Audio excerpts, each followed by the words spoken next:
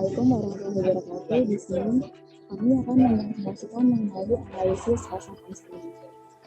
Di sini anggota kelompok 2 yang pertama ada Davana Ilharsa Oktobra, yang kedua Diana Fitar Hamawati, yang ketiga Francisca Novitasari, yang keempat Kristianto Wijaya, dan yang kelima Muhammad Jalal. Yang selanjutnya akan langsung dijelaskan oleh rekan saya. Baik, di sini saya akan menjelaskan yaitu apa yang dimaksud dengan pasar konsumen. Definisi pasar konsumen yaitu adalah sekelompok pembeli yang membeli barang-barang untuk dikonsumsi sendiri, bukan untuk dijual atau diproses lebih lanjut. Penjelasan di sini sudah sangat jelas bahwasanya pasar konsumen itu adalah sekelompok pembeli yang membeli barang-barang yang untuk dikonsumsi sendiri, bukan untuk dijual atau diproses lebih lanjut. Untuk yang selanjutnya adalah saya akan menjelaskan profil PT Yakult Indonesia. PT Yakult Indonesia Persada berdiri sejak tahun 1991 di Indonesia sebagai pemegang lisensi dari Yakult Honsha Co. Ltd. Jepang. Bersama dengan perusahaan Yakult di seluruh dunia, Yakult di Indonesia mempunyai tujuan yaitu berusaha untuk mewujudkan keluarga yang sehat dan bahagia. Produk Yakult sendiri adalah minuman susu fermentasi yang mengandung Lactobacillus casei shirota strain yang dapat mencapai usus dalam keadaan hidup. Satu botol minuman Yakult mengandung bakteri Lactobacillus caesalpinora strain yang bermanfaat untuk membantu menjaga kesehatan pencernaan dan menekan pertumbuhan bakteri merugikan di dalam pencernaan. Untuk selanjutnya akan dijelaskan oleh rekan saya. Selanjutnya adalah pengertian perilaku konsumen. Menurut G.F. Engel, pengertian perilaku konsumen adalah kegiatan-kegiatan individu yang secara langsung terlibat dalam mendapatkan dan mempergunakan barang-barang atau jasa, termasuk di dalamnya proses pengambilan keputusan, persiapan, dan penentuan kegiatan-kegiatan tersebut. Perilaku konsumen sendiri merupakan bagaimana konsumen akan menanggapi atau merespon bila terjadi suatu perubahan atas suatu permintaan barang atau jasa yang diperlukan. Jadi, dapat kita simpulkan bahwa perilaku konsumen adalah pemilihan, pembelian, penggunaan, serta mengevaluasi seseorang terhadap sebuah produk untuk memenuhi kebutuhannya. Perilaku konsumen akan termotivasi oleh kebutuhan tertentu. Kebutuhan akan memunculkan perilaku yang diperkirakan memiliki kemungkinan terbesar untuk memenuhi kebutuhan tersebut. Kebutuhan yang dirasakan akan diekspresikan dalam perilaku konsumsi. Jadi, dengan kata lain, setiap perilaku seseorang diarahkan untuk memenuhi kebutuhan, keinginan, atau tujuan tertentu dalam memperolehnya.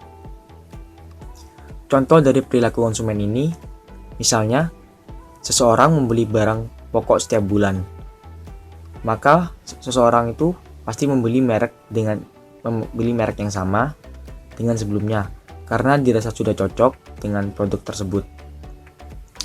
Atau bahkan ada seseorang yang membeli barang dengan harga terendah atau promo demi menghemat pengeluarannya. Selanjutnya akan dijelaskan oleh teman saya. Baik, selanjutnya saya akan menjelaskan subbab yang kedua, yaitu mengenai faktor yang mempengaruhi perilaku konsumen. Nah, terdapat 3 faktor yang mempengaruhi perilaku konsumen dalam membeli produk Yakult, yaitu yang pertama, faktor budaya. Nah, pada faktor ini, pengaruh terhadap keinginan konsumen untuk membeli suatu produk itu sangat luas. Walaupun faktor budaya ini mempengaruhi perilaku pembelian konsumen, namun kegiatan promosi di suatu wilayah itu tentu harus sesuai dengan kebudayaannya. Nah, untuk yang pertama yaitu strategi pemasaran pada perusahaan Yakult. Nah, produk Yakult ini dipasarkan di berbagai lokasi. Di antaranya itu di supermarket, minimarket, perumahan, dan juga warung-warung. Nah, strategi pemasaran produk Yakult ini dilakukan dengan berbagai macam strategi. Di antaranya yaitu menggunakan direct selling, yaitu pemasaran yang dilakukan oleh Yakult tadi di rumah-rumah para penduduk. Kemudian ada juga strategi promosi pemasaran baik di supermarket, minimarket, hingga toko-toko yang menjual produk Yakult. Nah, untuk yang kedua yaitu konsumen di perkotaan. Nah, masyarakat perkotaan itu kan cenderung memiliki pola hidup yang kurang baik, terutama dalam segi makanan. Nah, akibatnya fungsi sistem pencernaan dalam tubuh itu menjadi terganggu. Oleh sebab itu, kita butuh mengkonsumsi minuman probiotik atau susu fermentasi untuk memelihara sistem pencernaan agar terhindar dari berbagai penyakit di sekitar saluran pencernaan. Selain itu, juga untuk meningkatkan sistem kekebalan tubuh di sela aktivitas yang padat. Nah, minuman merek Yakult inilah salah satu solusinya. Mengapa begitu? Karena merek Yakult itu kan sudah dikenal di masyarakat Indonesia maupun masyarakat di seluruh dunia. Mengapa begitu? Karena minuman Yakult itu lebih disukai masyarakat daripada minuman susu fermentasi yang lainnya. Karena sejak tahun-tahun terakhir, minuman Yakult itu tetap berada pada posisi teratas. Nah, jadi tingginya ekuitas merek dari suatu produk itu menandakan kuatnya merek tersebut di benak konsumen. Jadi, semakin terkenalnya suatu produk, maka kepercayaan konsumen untuk membeli produk tersebut itu akan semakin tinggi. Nah, ketika melakukan pembelian, konsumen itu tidak akan mempertimbangkan harga, melainkan mereka akan melihat merek produk terlebih dahulu. Kemudian faktor yang kedua yaitu faktor sosial. Nah, selain faktor budaya atau kultur, faktor sosial itu juga mempengaruhi perilaku konsumen. Nah, dalam hal ini keputusan pembelian produk Yakult itu sangat dipengaruhi oleh keluarga. Jadi, salah satunya yaitu promosi yang dilakukan oleh perusahaan Yakult. Nah, perusahaan yang dilakukan perusahaan Yakult itu dapat dikatakan efektif dengan pengiklanan melalui media elektronik seperti di televisi dengan menggunakan tagline "Cintai ususmu, minum Yakult tiap hari". Nah, dengan begitu, para anggota keluarga itu, terutama orang tua yang melihat iklan tersebut, akan terdorong dan termotivasi untuk membeli produk Yakult dengan tujuan agar pencernaan para anggota keluarganya itu terhindar dari bakteri jahat dengan minum Yakult setiap hari. Nah, bila memiliki penghasilan lebih, mereka akan menyetok ataupun berlangganan produk Yakult itu secara terus-menerus. Nah, itu saja penjelasan dari saya. Selanjutnya akan dijelaskan oleh rekan saya. Baik, yang ketiga yaitu ada faktor pribadi. Karakteristik yang mempengaruhi faktor pribadi diantaranya ada umur dan tahap hidup, pekerjaan, kondisi ekonomi, dan juga gaya hidup. Nah, semakin bertambahnya umur, manusia cenderung akan mengubah produk yang mereka konsumsi. Contohnya saja, ketika kita kanak-kanak, biasanya kita akan mengonsumsi produk Yakult hanya karena rasanya yang unik, yaitu rasa masam atau manis. Sedangkan semakin bertambahnya umur kita akan mengonsumsi produk Yakult dikarenakan kandungan bakteri baiknya yang bagus untuk kesehatan kita. Selain itu, seseorang yang bergaya hidup sehat akan lebih cenderung memilih Yakult untuk dikonsumsi dikarenakan rasanya yang sederhana dan kemasannya yang simpel dan juga kandungannya yang baik untuk kesehatan. Yang selanjutnya akan dijelaskan oleh rekan saya. Baik, selanjutnya proses keputusan pembelian. Terdapat 5 tahap proses pengambilan keputusan pembelian. Tahap yang pertama adalah pengenalan kebutuhan.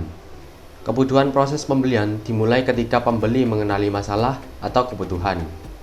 Dalam hal ini, kebutuhan seseorang mengonsumsi Yakult dikarenakan produk ini bermanfaat untuk membantu menjaga keseimbangan mikroorganisme baik di dalam usus, menekan pertumbuhan bakteri merugikan, mengurangi racun di dalam tubuh, mencegah gangguan pencernaan seperti sembelit dan diare, meningkatkan kualitas kekebalan tubuh. Hal-hal tersebut dapat menjadi suatu pendorong bagi konsumen untuk membeli dan mengonsumsi Yakult. Para pemasar perlu mengidentifikasi keadaan yang memicu kebutuhan tertentu. Dengan mengumpulkan informasi dari sejumlah konsumen, mereka kemudian dapat menyusun strategi pemasaran yang mampu memicu minat konsumen. Tahap yang kedua yakni pencarian informasi. Yang menjadi perhatian utama pemasar adalah sumber-sumber informasi utama yang menjadi acuan konsumen dan berpengaruh relatif terhadap sumber tersebut terhadap keputusan pembelian selanjutnya. Sumber informasi konsumen terhadap produk Yakult sangat beragam, mulai dari sumber pribadi, berasal dari keluarga, teman, dan sebagainya, sumber komersial, iklan Yakult ID, direct sales Yakult, penyalur dan kemasan Yakult, sumber publik berasal dari media massa, sumber pengalaman berupa penanganan, pengkajian, dan pemakaian produk Yakult. Tahap yang ketiga yaitu evaluasi alternatif. Beberapa konsep dasar akan membantu dalam memahami proses evaluasi konsumen. Pertama, konsumen akan berusaha memenuhi kebutuhan. Yang kedua, konsumen berusaha mencari manfaat tertentu dari solusi produk.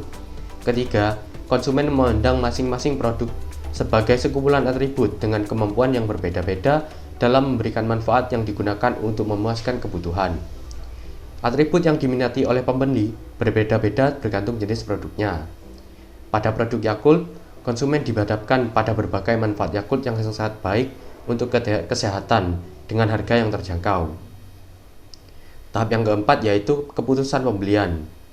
Dalam tahap evaluasi, para konsumen membentuk preferensi atas merek-merek yang ada di dalam kumpulan pilihan. Konsumen juga dapat membentuk niat untuk membeli merek yang paling disukai. Dalam melaksanakan maksud pembelian, konsumen bias mengambil 5 sub keputusan, yakni merek, dealer, kuantitas, waktu, dan metode pembayaran. Dalam pembelian produk sehari-hari, keputusannya lebih kecil dan kebebasannya juga lebih kecil. Sebagai contoh, saat membeli Yakult, seorang konsumen tidak akan banyak berpikir tentang pemasok atau metode pembayaran. Selain itu, dibandingkan dengan merek minuman susu fermentasi yang lain, Yakult lebih dikenal luas oleh masyarakat. Hal ini juga dapat memengaruhi konsumen keputusan dalam memutuskan membeli produk minuman susu fermentasi. Tahap yang kelima adalah tindakan pasca pembelian. Setelah pembelian, konsumen mungkin mengalami ketidaksesuaian karena memperhatikan fitur-fitur tertentu yang mengganggu atau mendengar hal-hal yang menyenangkan tentang merek lain, dan akan terselalu siaga terhadap informasi yang mendukung keputusannya. Komunikasi pemasaran harus memasok keyakinan dan evaluasi yang mengukuhkan pilihan konsumen dan membantu mereka merasa nyaman dengan merek tersebut. Kepuasan pasca pembelian. Kepuasan pembeli adalah fungsi dari seberapa sesuainya harapan pembeli produk dengan kinerja yang diberikan atas pembeli oleh produk tersebut. Tindakan pasca pembelian. Kepuasan dan ketidakpuasan terhadap produk akan memengaruhi perilaku konsumen selanjutnya. Jika puas, konsumen akan menunjukkan kemungkinan yang lebih tinggi untuk kembali membeli produk tersebut. Selanjutnya akan dilanjutkan oleh teman saya. Sekian dari kelompok kami, apabila ada salah kata mohon dimaafkan. Wassalamualaikum warahmatullahi wabarakatuh.